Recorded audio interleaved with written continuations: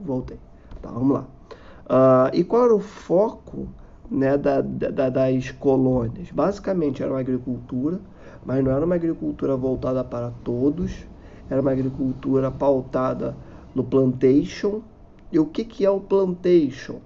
É uma estrutura de produção sustentada sobre o latifúndio, ou seja, gigantescas propriedades. E mais uma vez, quando eu falo gigantescas propriedades, eu não estou falando do tamanho do Maracanã, eu estou falando do tamanho de um município, de um estado, focadas na produção de um único gênero alimentício: soja, cana-de-açúcar, milho. Não tem produção de outros produtos agrícolas, como chuchu, beterraba, batata e por aí vai. Não. E era muito comum a proibição, principalmente na América, na parte da América ocupada pela Espanha, e também aconteceu no Brasil, né? A proibição, né, de desenvolvimento de produções familiares. Na Bolívia isso aconteceu com muita força. Por quê? Porque o foco não era desenvolvimento das populações locais. O foco era explorar para entregar para os europeus. Se as pessoas iam morrer de fome como morreram, isso não importava para o europeu, nunca importou. Nunca importou. A Inglaterra fez o mesmo na Índia, ao passo dos indianos chegarem no nível de esqueletização, né? A Inglaterra fez isso em alguns países da África que ela colonizou, França também, Alemanha também, Holanda, tantos outros países europeus. Não era uma postura isolada. A burguesia europeia desse momento, e de certa forma até hoje, ela sempre enxergou as colônias e o continente africano e a Ásia como pontos voltados única e exclusivamente para a exploração ao máximo, tanto das suas riquezas naturais quanto das pessoas, tentando transformar essas pessoas em escravos. Não à toa, uma das primeiras coisas que os portugueses fizeram quando chegaram no Brasil foi tentar transformar os povos indígenas em escravizados. E não conseguiram. Tá? Então, o tráfico de escravos era focado nas colônias americanas para que essas pessoas trabalhassem na agricultura. E aí, quando a gente fala de agricultura, a gente pode destacar a produção de cana-de-açúcar, de tabaco, de algodão e por aí vai. Como também podemos falar na exploração mineral, focando no ouro, na prata, de tantos outros minérios importantes, tá? Mais ou menos, isso é muito importante, gente, mais ou menos 10 milhões de pessoas escravizadas desembarcaram no continente americano nesse período. Gente, mais ou menos 10 milhões. Isso é quase a população da Bolívia inteira. É quase a população de um país inteiro. É mais do que a população de alguns países da América Central. É literalmente você traficar um país inteiro de um continente para o outro. Você tem noção do quão cruel é isso durante 4 séculos? É algo que não some em pouco mais de 100 anos.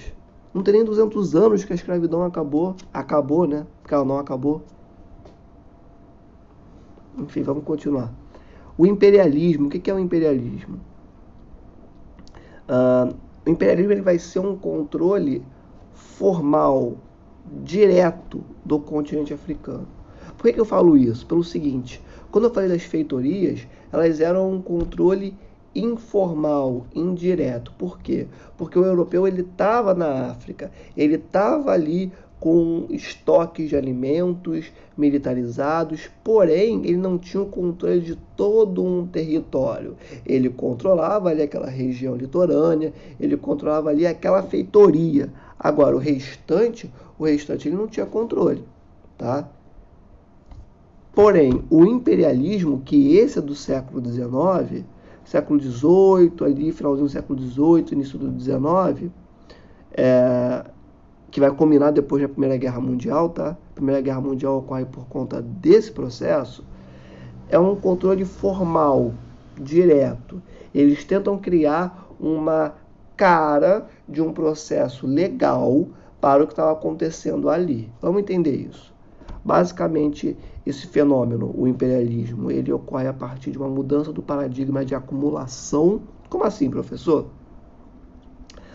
Os europeus, eles estavam focados em buscar novas matérias-primas para os seus produtos. Além disso, eles também buscavam por novos mercados. Vamos tratar de um assuntozinho rápido antes de ir mais a fundo, que é o seguinte: etapas do capitalismo. Alguns autores colocam que o capitalismo enquanto sistema, ele vai começar ali na metade do século XVIII, 1750, com a primeira Revolução Industrial. Outros vão colocar que o capitalismo ele já começa ali nas grandes navegações, século XVI.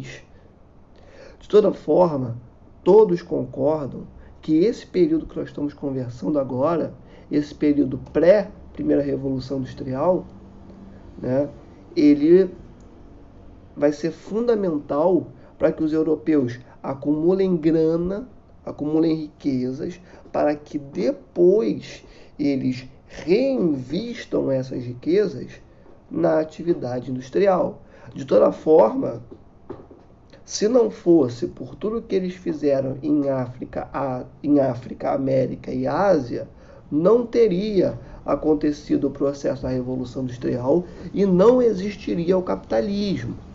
Tá? Ou seja, é um sistema que na sua base tem a opressão de povos tradicionais de 3 continentes. De tal forma que, no início do século XX, a maior parte da humanidade se encontrava em estado de colônia. E aonde que essa maior parte da humanidade estava? África e Ásia. Tem país no continente africano que só vai conseguir a sua independência em 1993, no final do século XX. E isso é o imperialismo. Tá? E por que eu estou falando do capitalismo? Pelo seguinte: o capitalismo é um sistema que pressupõe uma acumulação infinita de capital. Ou seja, o burguês neocapitalista, ele sempre quer lucrar o máximo possível.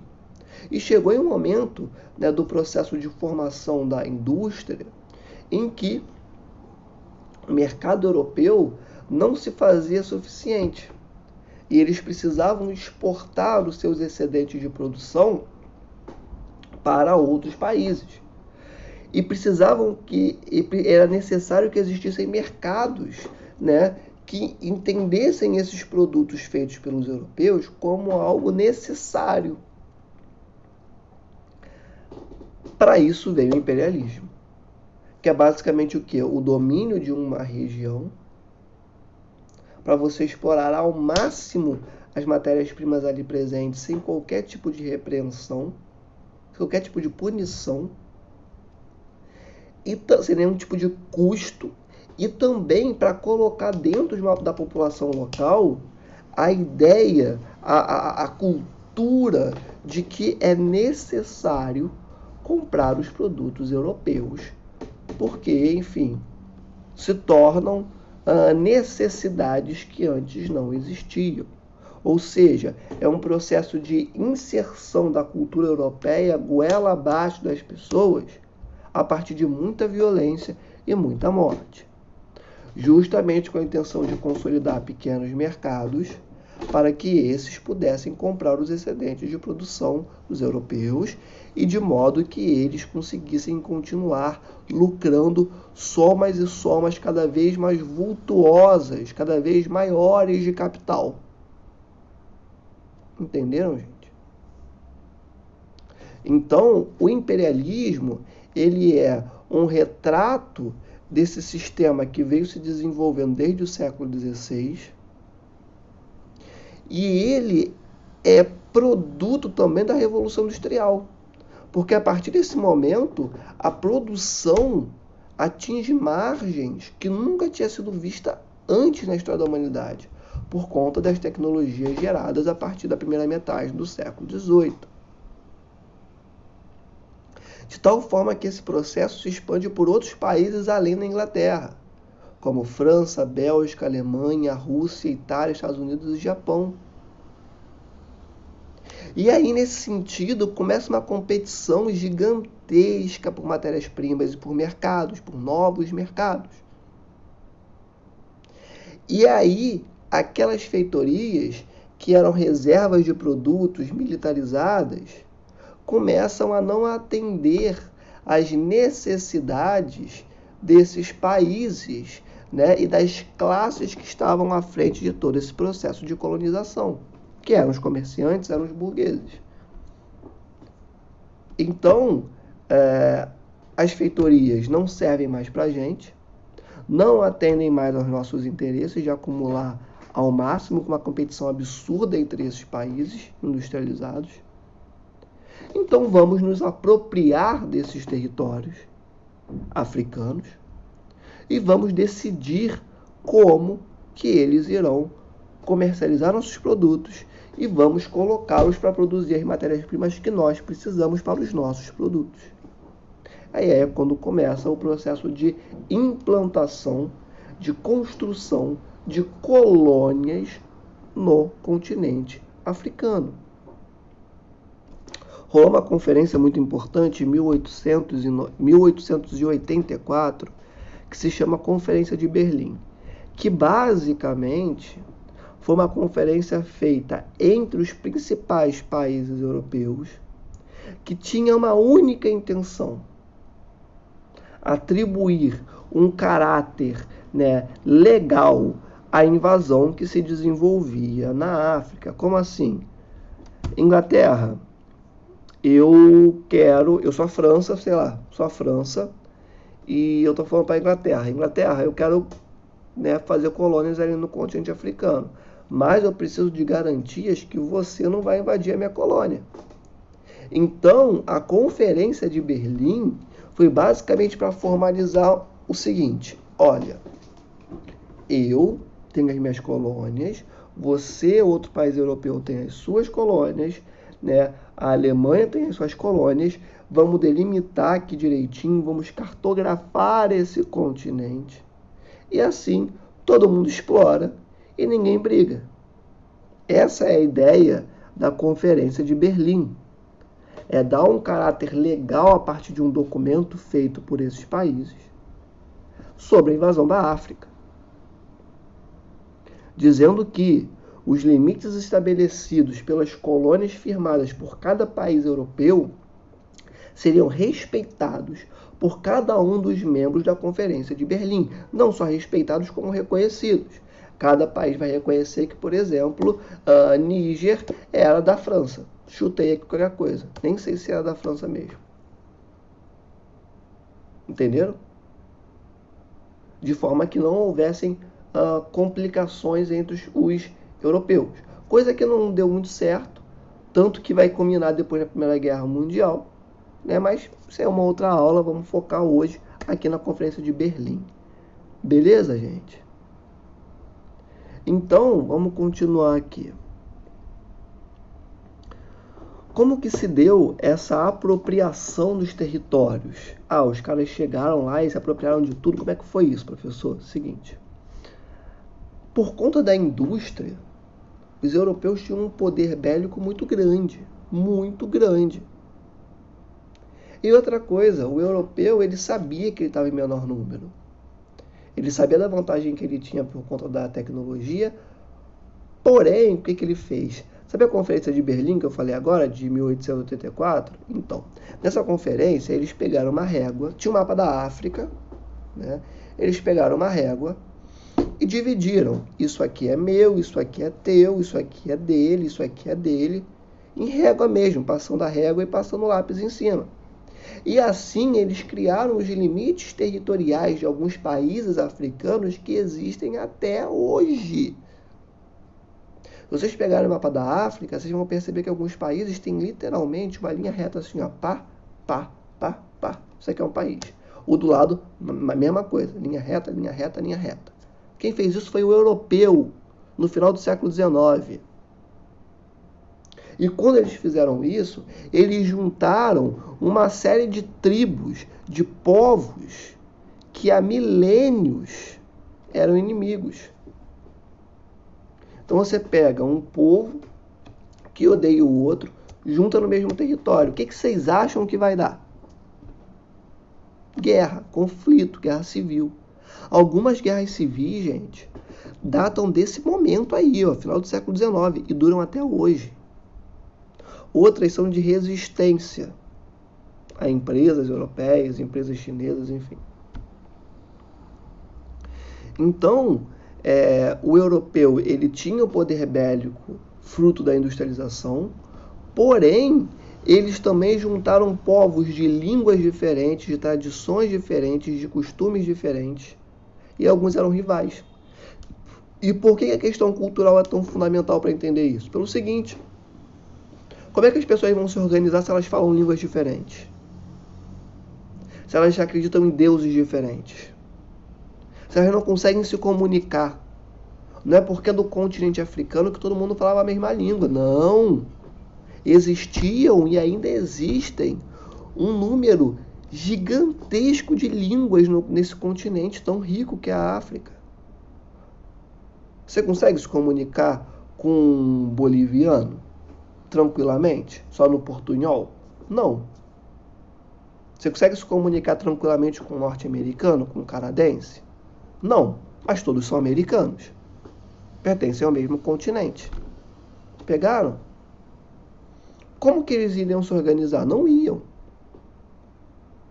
E aí o europeu também tinha uma questão além, que era a seguinte: eles sabiam que tinham juntado e não fizeram na inocência.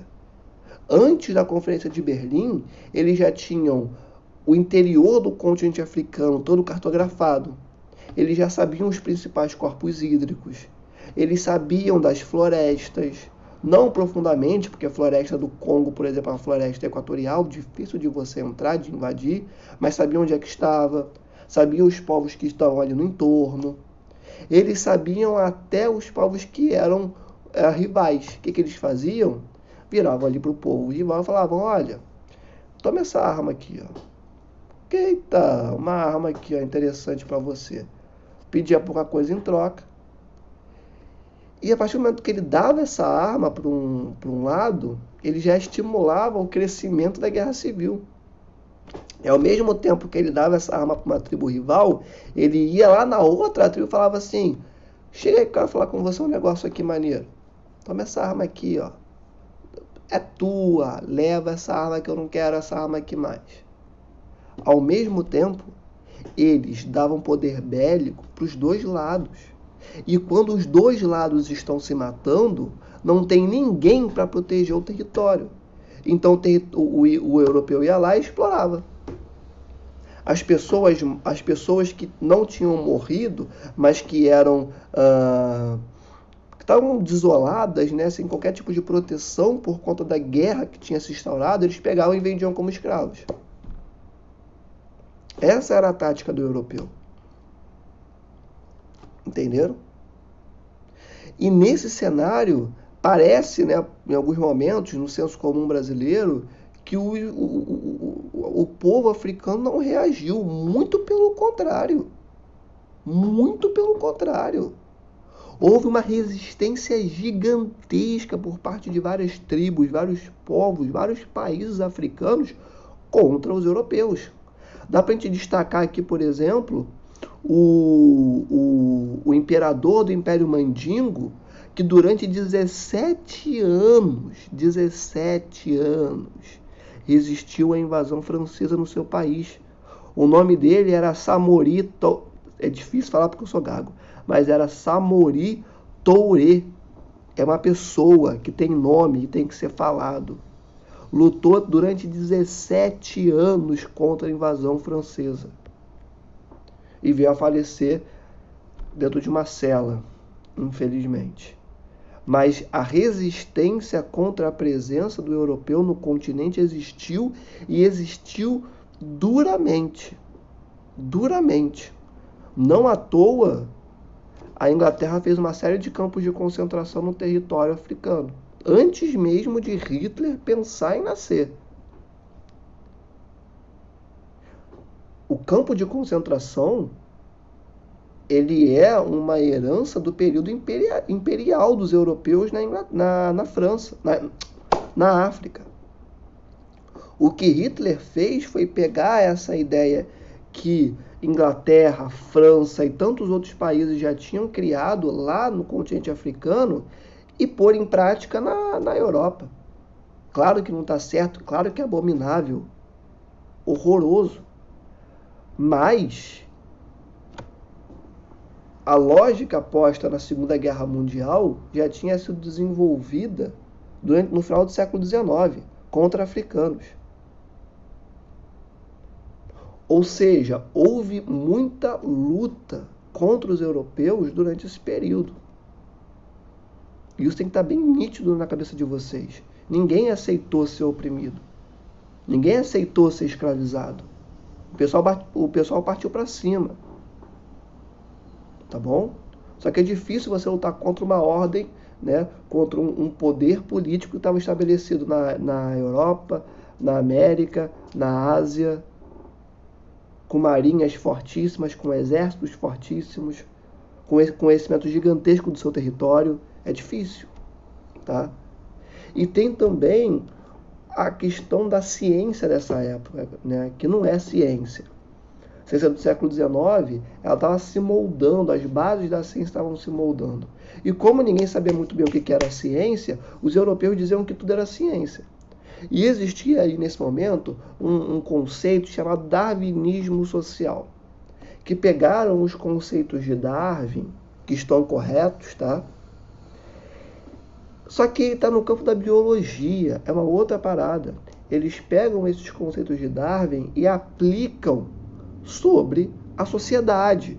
E criam uma ideia de que aquele que tem dinheiro porque ele é superior, enquanto que o oprimido, ou seja, os africanos, os asiáticos e os americanos, são inferiores, são menos seres humanos porque não são tão desenvolvidos quanto nós, europeus. O darwinismo social é isso. Foi uma teoria do século XIX para justificar para a opinião pública dos países europeus que eles não estavam matando pessoas, eles estavam matando coisas. Entenderam? Ou seja, é um conceito que deu base para a ideia de superioridade racial branca. E alguns dos pontos, né, que o europeu se utilizava para justificar as barbaridades que ele desenvolvia no continente africano, era dizer para a sua opinião pública que ele estava indo para esse continente numa missão civilizatória, humanitária e cultural. Lembra que eu falei para vocês que era necessário criar uma ideia, que era necessário enfiar a goela abaixo das pessoas a cultura europeia para que se desenvolvesse a necessidade de comprar os produtos feitos lá no continente europeu? Pois bem, eles diziam para a população dos seus países que eles estavam indo livrar os africanos, né, dessas religiões, né, satanistas, coisas do gênero, né, que eles eram menos homens, menos humanos, que eles estavam indo levar, né, a palavra de Deus, o cristianismo, a cultura judaico-cristã europeia para o continente africano, que eles estavam indo na missão humanitária. E, na verdade, o que eles estavam fazendo era entrando em países, né, de um continente diferente do deles, escravizando as populações desses países, usurpando o máximo de recursos naturais que eles podiam, acabando com todo tipo de organização social presente. E é bom deixar claro o seguinte: acabando com organizações sociais de civilizações milenares, porque a raça humana começa na África. Começa na África, migra para a Ásia, depois vai para a Europa. Eles destruíram civilizações milenares, culturas antiquíssimas. Com a justificativa está levando a cultura judaico-cristã para pessoas perdidas. Tudo bem, gente? Paramos por aqui hoje. Essa foi a nossa aula. Espero que vocês tenham gostado. Até o próximo encontro. Até a próxima aula. E tamo junto, tá? Qualquer coisa, mandem mensagens. Não fiquem com dúvidas. É isso. Adoro vocês e fui!